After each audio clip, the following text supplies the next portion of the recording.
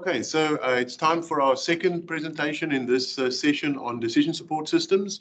And our speaker is Mareli Botha. She's from the Department of Industrial Engineering at Northwest University. And Mareli is going to be talking about the decision support system for decentralized waste utilization in South Africa. Thank you very much. Awesome. Yeah, thank you so much. So thank you for the good introduction as well. I'm just going to go right ahead to show what we'll be chatting about today. And this is just a quick summary. First, we'll go through the problem statement and substantiation in terms of the introduction and background. Thereafter, we'll talk about the research aim and objectives, methodology, results and discussion, conclusion, and there will be some time for questions at the end. So just a note on this is also the topic of my PhD thesis. So you'll see the layout is pretty similar to a PhD thesis. Okay, so just starting at the very beginning, setting the scene. First and foremost, it is important that waste management is actually a critical issue in South Africa. We do have a high level of unemployment and also poverty, unfortunately, and population growth in this country. So 90% of waste is at the moment landfilled in South Africa, and this shows towards a linear economy. So what you can see here is kind of a representative of what a linear economy looks like. So it goes from this point of waste generation, which is in most cases the trash bag here. It goes through storage collection. In some cases, there's a processing or treatment step, and then final disposal, which in South Africa is usually directly to landfill. So it's a bit of a problem because in South Africa, 44% of landfills are unauthorized, and that means that there's no engineering or regulations around this. We also have the third highest rate of waste generation of the developing countries list. So that's a list of 48 countries, and that's quite significant to note.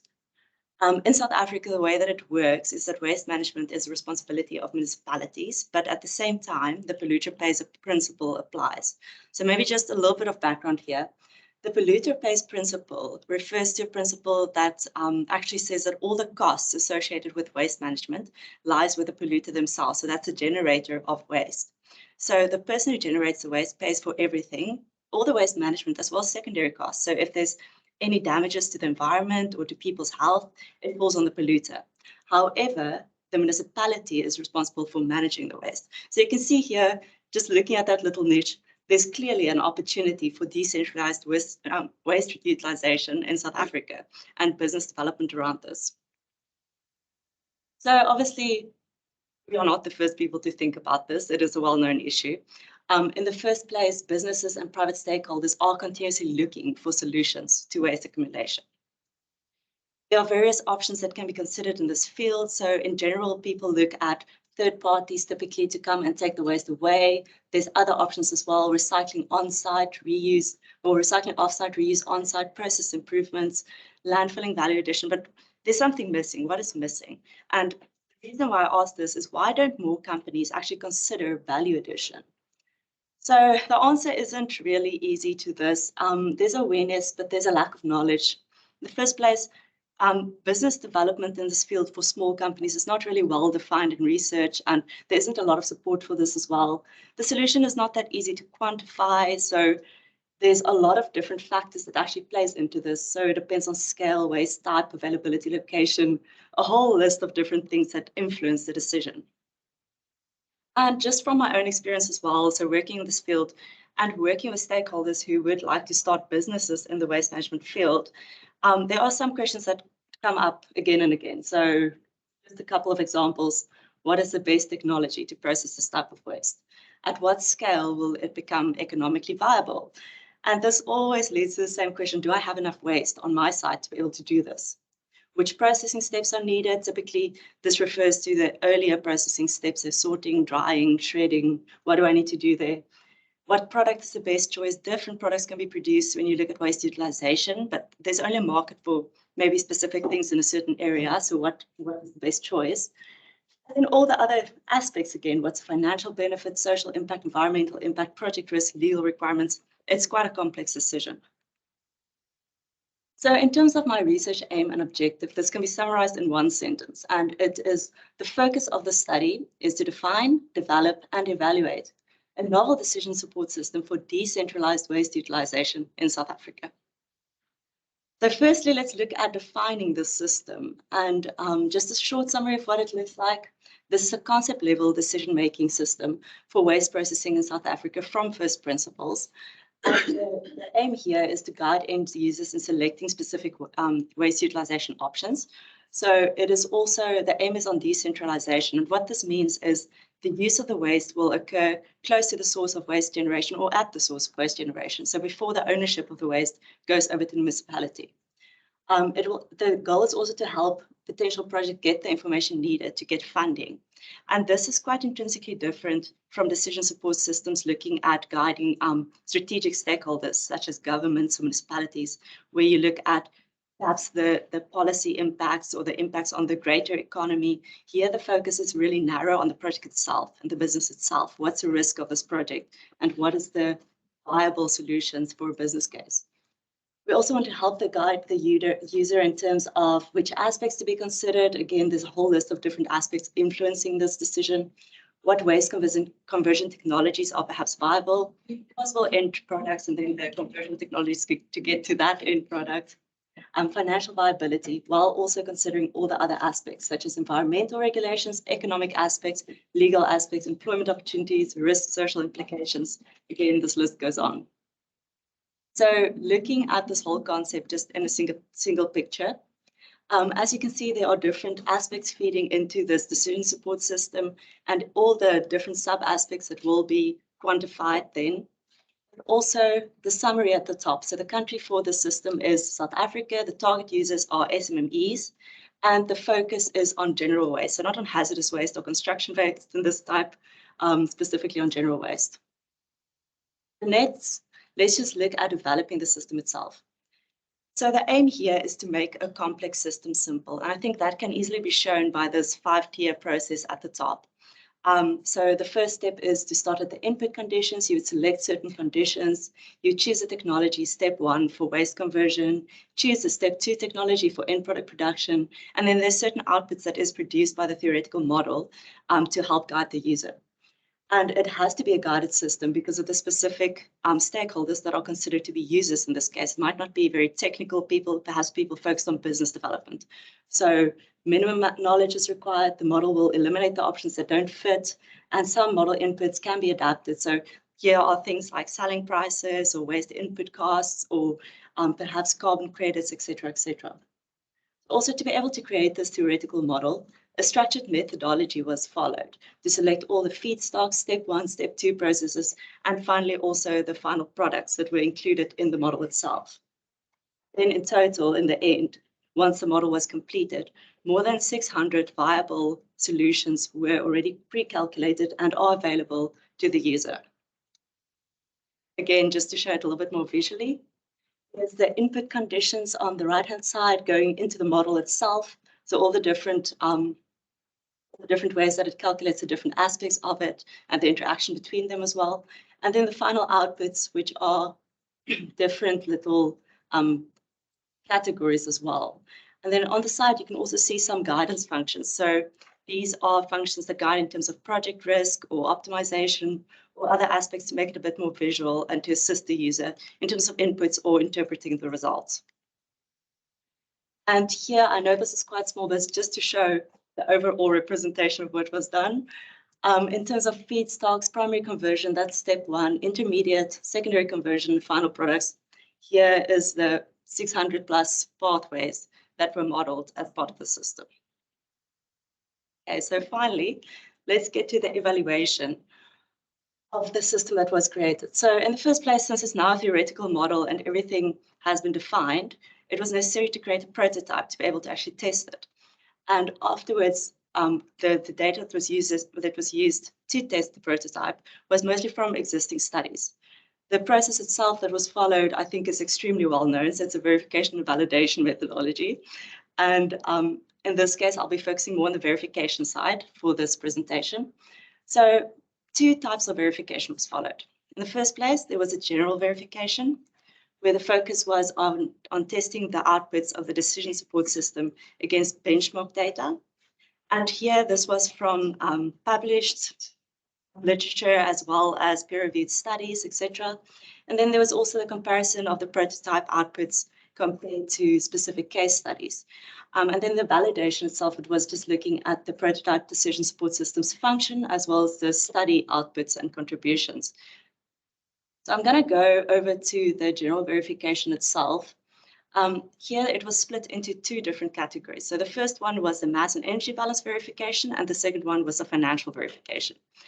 And as you can see, the results for the mass and energy balance verification, about 94% of the results fell within the accuracy ranges, and then 3% of the remaining results was underestimated and 3% was overestimated.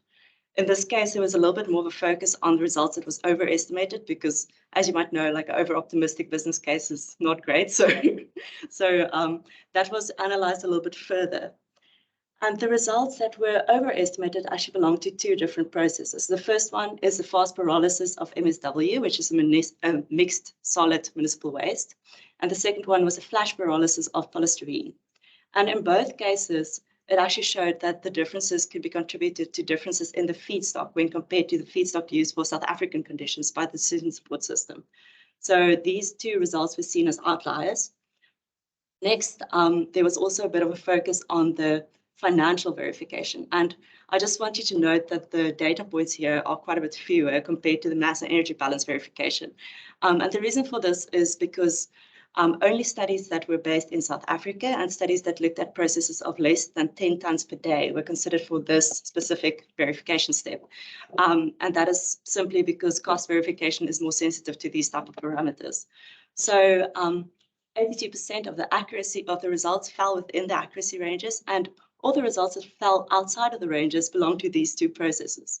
The first one is wet anaerobic digestion, and the second one is the incineration with energy recovery process. And for both these processes, it was found that the minimum and maximum values predicted by the decision support system was actually, the range was quite narrow. So as you can see, even though the median predicted by the decision support system fell within the range of the data points, the opposite was not true.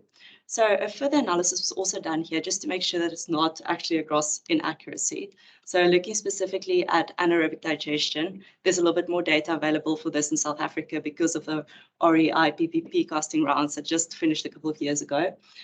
This looks at the IDC's typical costing range, and this is benchmarking data as well. So the IDC actually predicted that typically the specific costs for an anaerobic digestion system fall somewhere between 15 and 35 million rand per megawatt. And in this case, again, the results also shown per megawatt compared to the per ton feedstock, which was found to be a little bit more accurate a comparison. So all the results predicted by the decision support system, be it for wet or dry anaerobic digestion, all the different types of cogeneration, as well as all the different feedstocks, were actually found to fall within this range. So I think that is relatively well proven. So next, going over to the case study comparison. So quite a few case studies were looked at, but for this presentation, I'm just going to focus on two of them. In the first place, there was a biochar system, and the second one, again, an anaerobic digestion system. So the same methodology was followed for all the case studies. In the first place, there would be a specific inputs table that was data from the case study itself. This would be fed into the decision support system, and the decision support system would simulate reality as close as it could.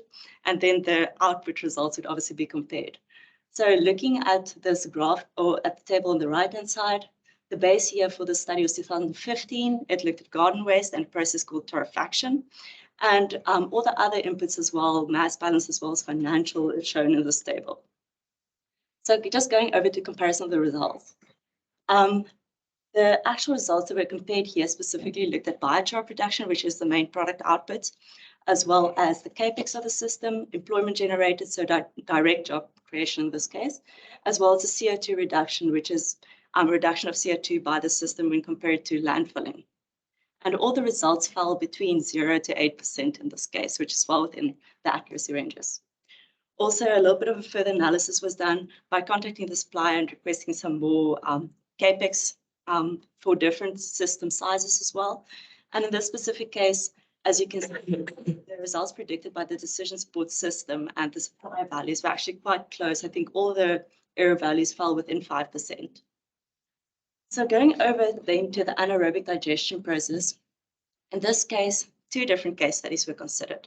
The first one is a Bayside Mall case study, which is a process that was built and operated for quite a few years. And the second one is a generated base case.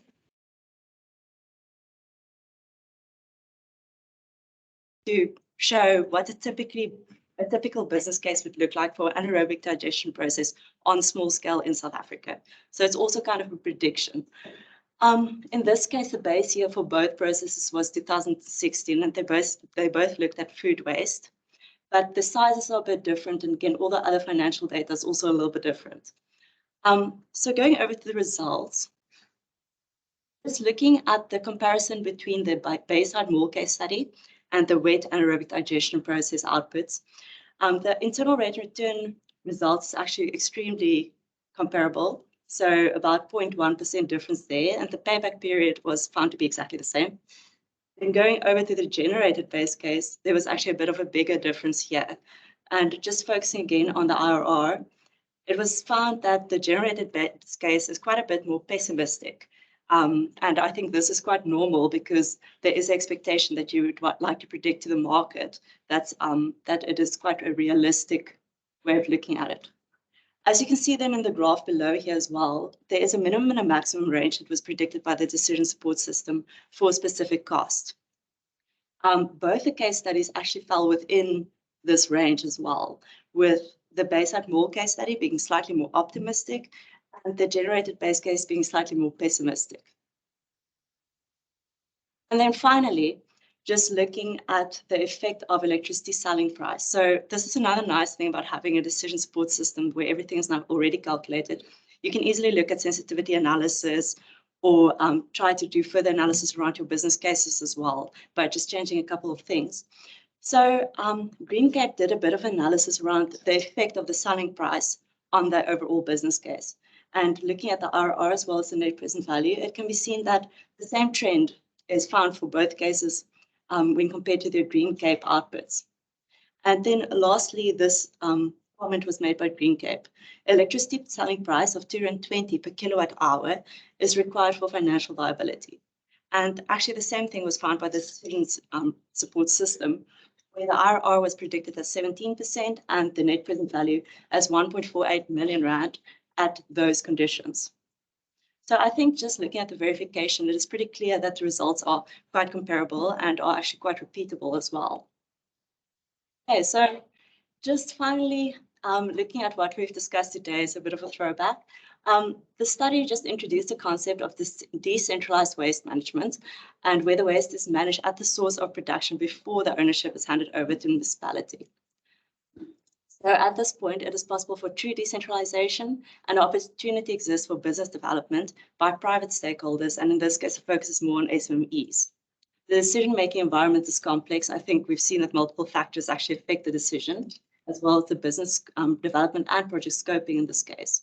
And the study then undertook the development and the evaluation of a decision support system for a small business, for decentralized waste utilization by investigating and explaining the waste in small business environments in South Africa, creating a theoretical framework for the system, following a structured approach to select all different aspects that are included in the system itself, developing a prototype from first principles, and finally by testing the developed prototype using the well-understood verification and validation method. And in this case, obviously the focus is more on verification. So thank you. Just a quick reference to all the references that was used in this presentation. Ask me any questions. Thank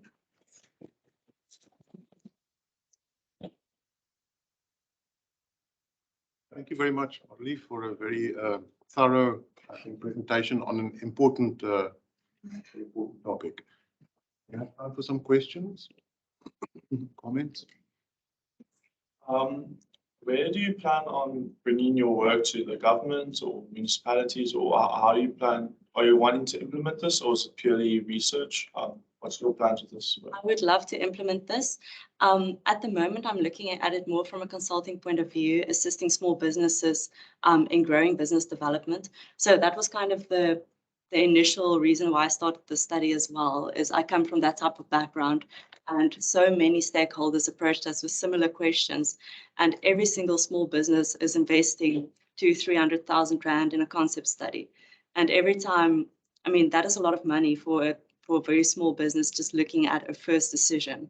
So if you can have that upfront, and then you can already get your funding, and from there you do the further engineering needed to actually, you know, go into execution. I think that would help so much. So I would love to be able to, you know, open this up to the market as a first step, and then get a foot in the door helping small businesses getting the ground. Yeah, thank you very much. That was a wonderful presentation. Your slides were really easy to follow and eloquently presented. I just had a question around costing. Was it very focused around the processing, or did you also take into account things like transport and land and that kind of thing?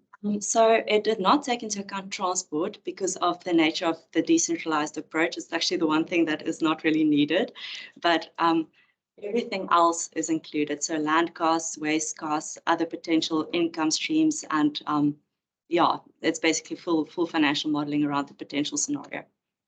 And just like a follow-up question, was that stratified at all for location? No, it wasn't. The only places where location feeds in is in terms of the guidance functions, where, for example, there would be different tipping fees proposed for different locations, where we know this is a location-dependent aspect. So most of the actual financial information is user input. So there's a whole list of different things that is kind of, how can I say, it's a proposal that they should use these values, but they're welcome to adapt it for a specific case. And for example, the tipping fees is one of it, because we know that is location dependent. The rest of it, not so much in the specific case. Thank you.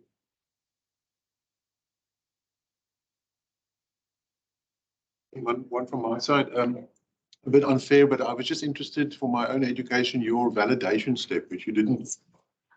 What generally was the approach, just very briefly? Okay, yeah, so the first thing is, I think it's pretty clear in literature what a decision support system is supposed to look like and what the outcomes are supposed to be. So it's quite general, like it should be easy to interpret, the more visual, the better. It should give guidance to an end user without being prescriptive, all those type of things. And that list that was created initially as kind of a design specification for the decision support system was then used at the end to test the system and to make sure it's easy to use, it's visual, does not prescribe. There's a whole list of other things.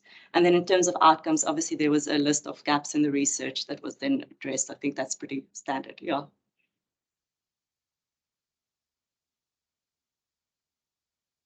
Any other questions, comments?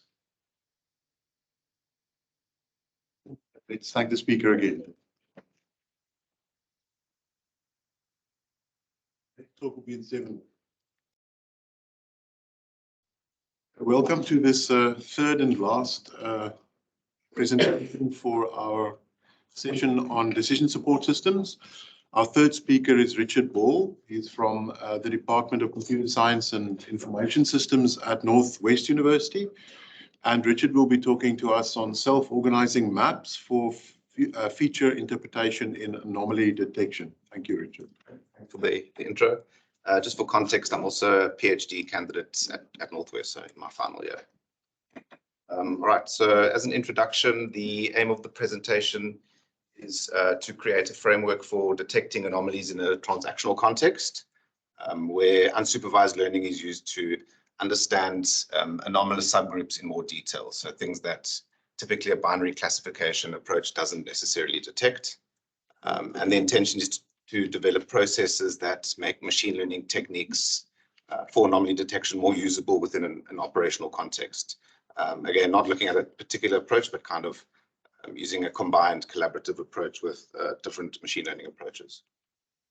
Right, so the motivation is founded in the observation that some anomaly detection systems can fail for numerous reasons.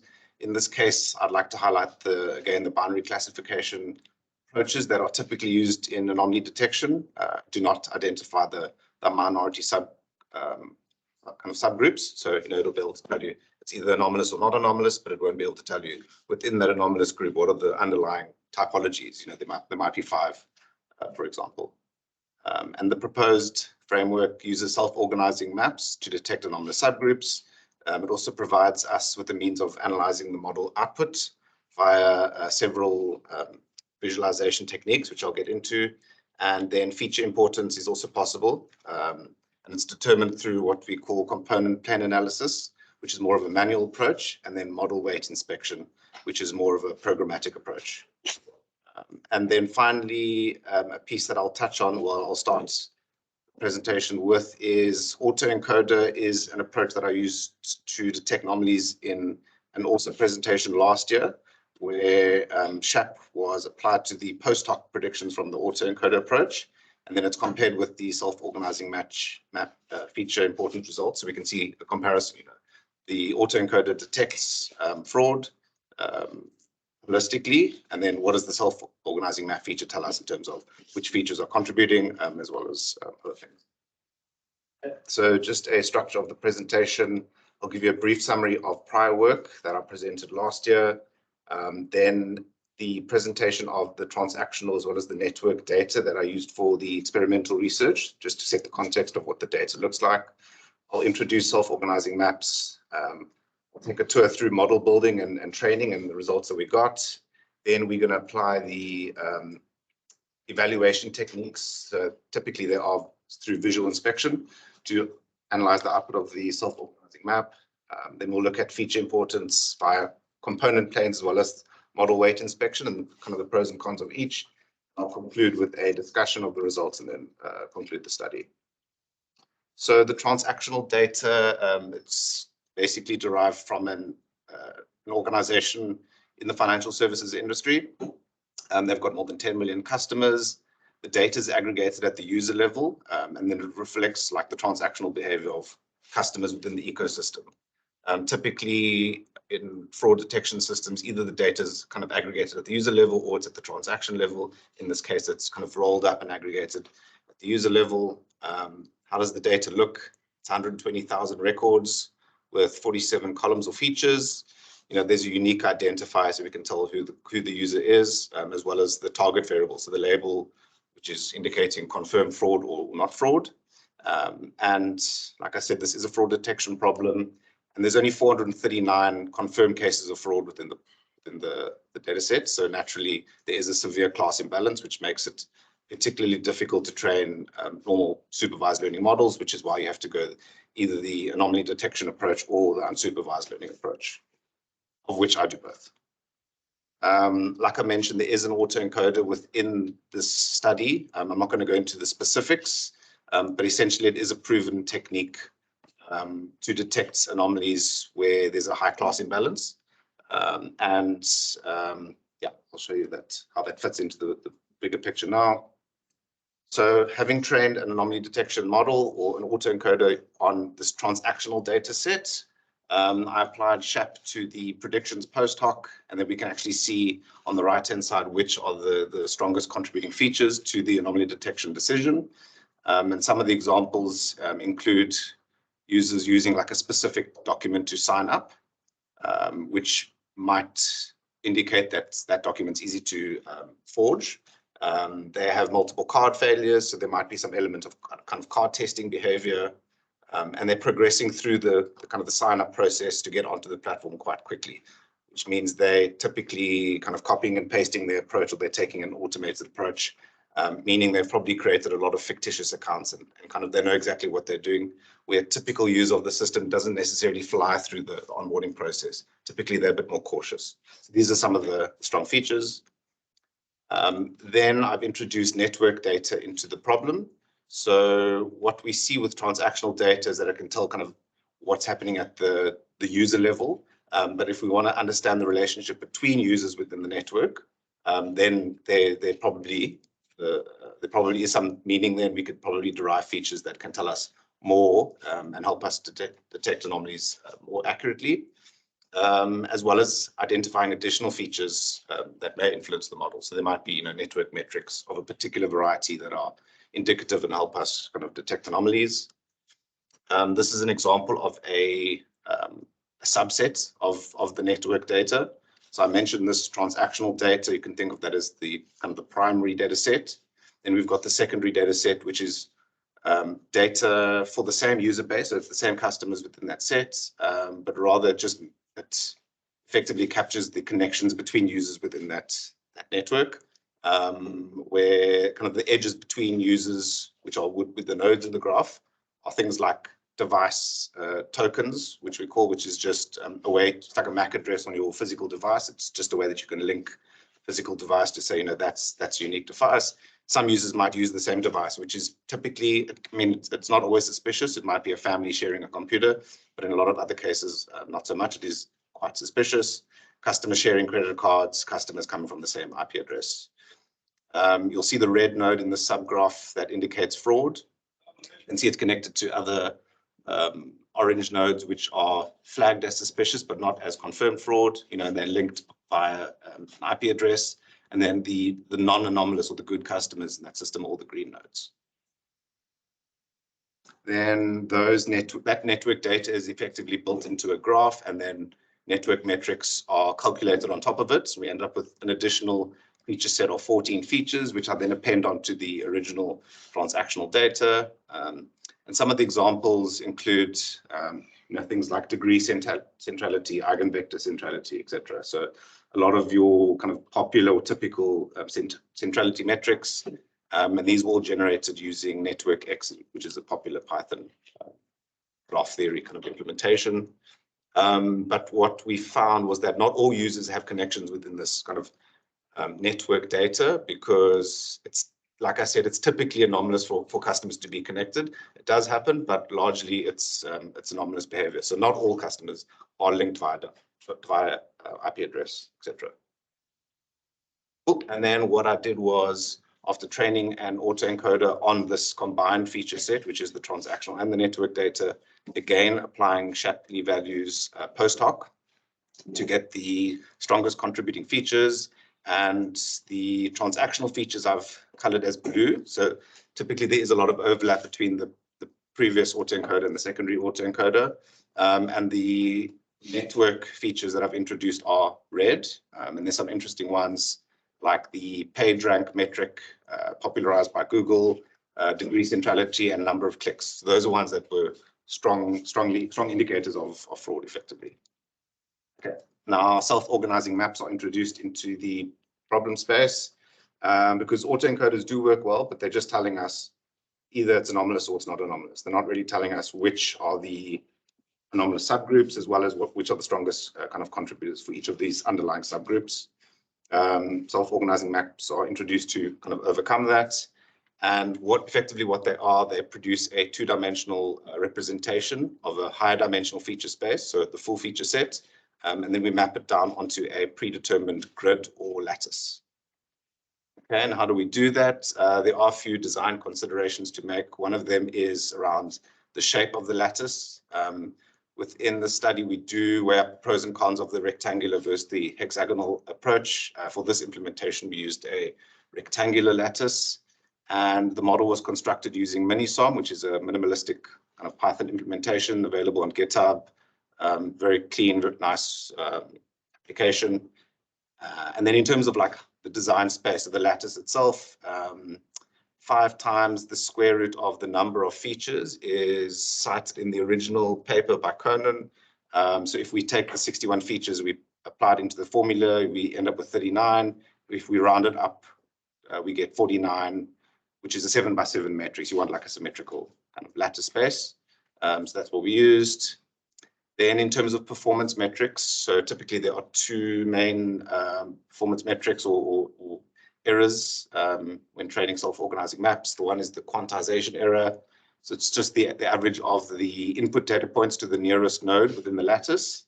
And then the topographic error, slightly more complex, but it's the proportion of data points where the BMU, or the best matching unit, which is the node that's closest to the data point within the input space, or the high dimensional space.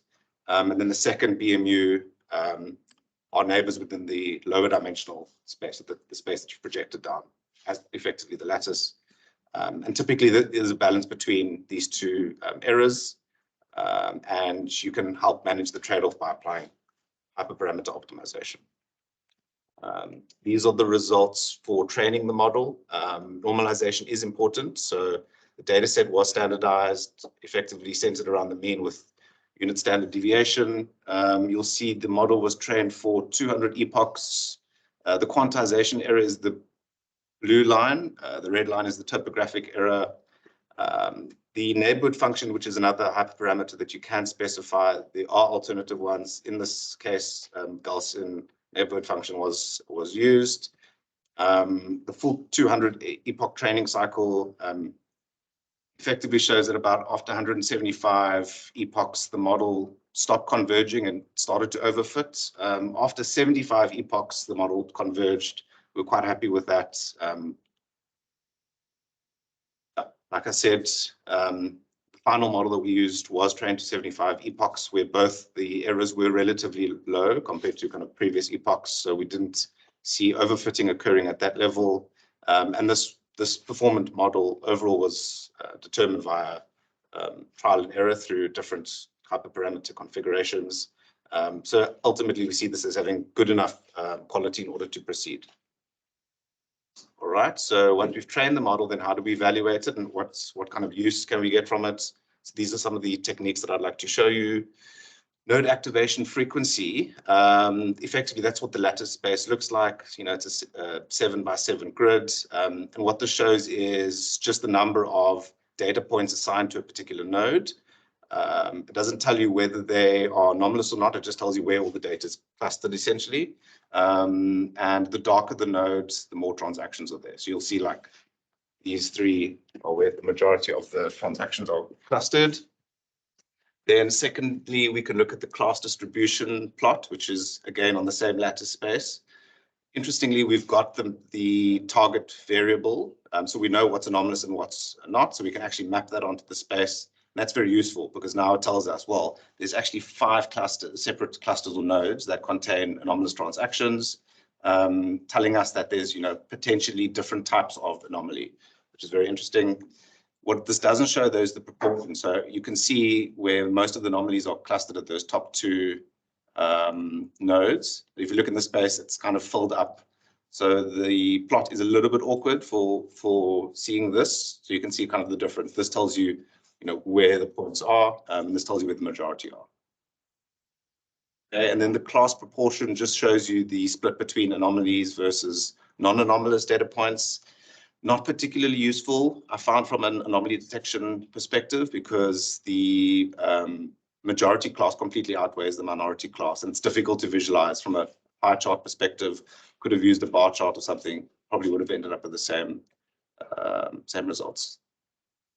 Then the U matrix, again, applied to the lattice space. And here what it's showing you is the distance from each node to each of its kind of corresponding neighbors within the lattice space, where the darker the shading, the further that node is away from its neighbors. And again, we've mapped both classes onto the space. So we can see green is for non-anomalous, red are for the anomalies. And we'll see that very, very dark node is very far from its neighbors, but it also contains anomalous and normal transactions, which is interesting. We'll get to. The clustering map effectively shows you the strongest feature. So the features all have V's in front of the names. Just the strongest feature for that classification. It is useful, but it doesn't tell the full story. It's more of a summarized version of what's actually happening. And then feature interpretation. So again, like I mentioned, there's 2 approaches: component planes, which can be used to detect kind of redundant features that might be tolerated. If you want to, use self-organizing maps as a pre-processing technique, it can help you to figure out, redundant features that you can remove, and then to kind of retrain on a reduced input space.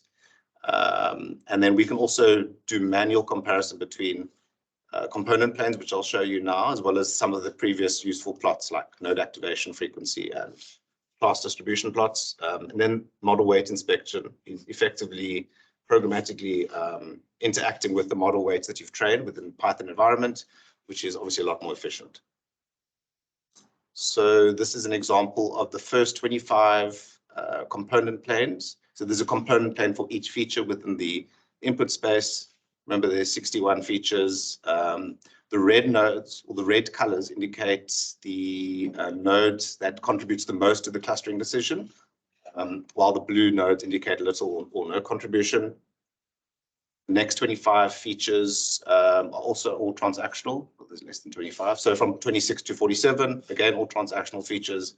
And there's a lot of noise going on there, but it effectively tells you, which features are contributing and which aren't. And then the last set includes the network metrics specifically. So these are the last features that are calculated. Then we can, as an example, we can do a comparison. So if we're looking just at the network features, we can see the activation is mostly happening within the same node. We can then map that node onto this graph, and we can see, well, this is the one that combines both anomalous and non-anomalous records. We'll kind of call that the secondary anomalous cluster. That's the primary anomalous cluster. And then we can kind of cross-reference it and do our analysis that way. Again, I mentioned the second approach, programmatically interacting with the weights. These two map together. So that's the matrix.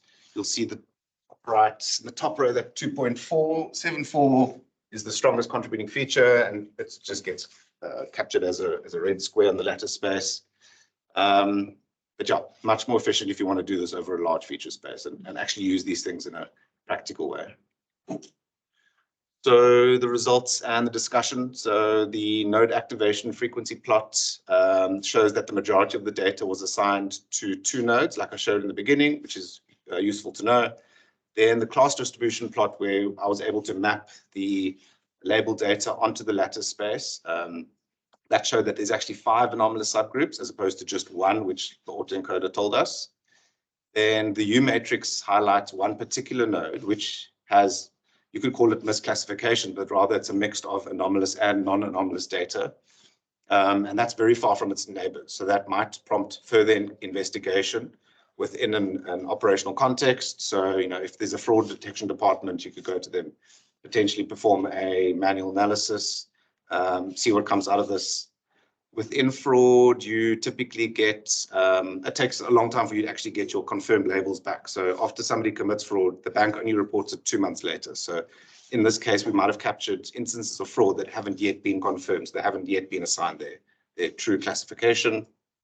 Comparing the component planes with the class distribution plots, the ability to determine the features that contributed to the anomalous nodes, like we saw. The exclusively anomalous node was influenced by many of the same features that the autoencoder found, so mainly the transactional level features, which was good to know.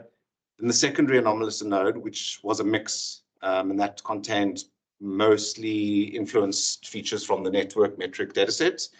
And that also supports claims that network metrics are significant in the detection of anomalies. So the main anomalous nodes, as an example, some of the features that contributed to that decision was whether the user has a very high level of membership on the platform. So if they've got free reign to do as much transacting as they'd like. The total time that the user spent on the queue, again, how quickly did they progress through the sign-up process, whether they had an ID card, and whether other users in the system had the same registered device. There's a lot of overlap with results after applying CHAP to the autoencoder. So it corresponded nicely with what we were seeing with the autoencoder model. And the second largest group, like I mentioned, has a lot of contributing features from the network metric space, page rank, degree centrality, etc. And these findings correlate with some of the features detected on the autoencoder after applying CHAP post hoc. So again, those findings are correlated. And like I said, the U matrix detected that one cluster that was significantly further from its neighbors within the lower dimensional space. So again, prompting manual review within an organization. Then the third largest anomalous group that we found had a different variety of features. And again, back to the transactional feature space, most of them came from that side. And they had a particular behavior or particular fraud typology where it was detected that they are doing card testing. So the number of credit cards that they've declined by the bank, how many attempts have they made within an hour, etc. All speaks to a particular behavior, which is different from the primary or secondary anomalous group. So in conclusion, the purpose of the study was to implement self-organizing maps to complement the autoencoder approach that I presented previously. Self-organizing maps were shown to provide several benefits, namely the ability to interpret the features, detect anomalous subgroups, understand the features that contributed to the anomaly detection decision. The approach is considerably faster to run in comparison to running SHAP on top of an autoencoder post hoc. As you imagine, with deep learning approaches, it can be, there's a lot of overhead, and these things do take time, where this is a much lighter, cleaner kind of implementation with equally as good results. And while the autoencoder approach did detect anomalies as a whole, the self-organizing map was able to detect groups which we couldn't get from the autoencoder itself. Great, thank you. Very much, Richard, for a fascinating presentation. Time for questions.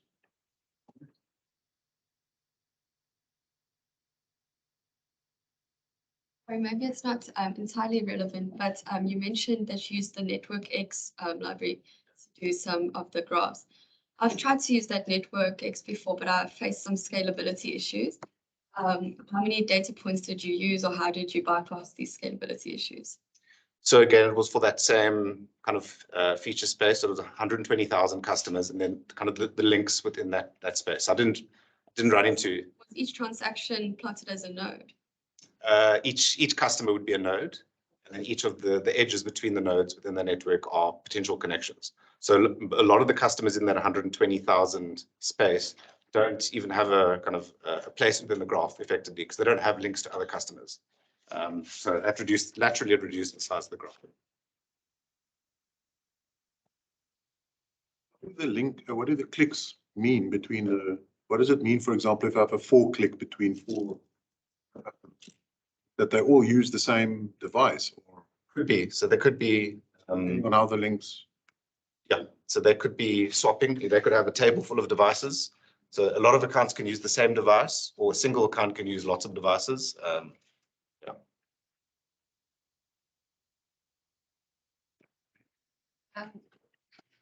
How did you do the high-performance optimization? What did you use? Usually there's a free API something. No, so it was a manual approach looking at the neighborhood functions. So we use Gaussian, but there's different Mexican hat, and there's quite a few different implementations that we can try. So it's more of a manual approach. They didn't have like Optune or something that's, yeah. See learning rate and things like that.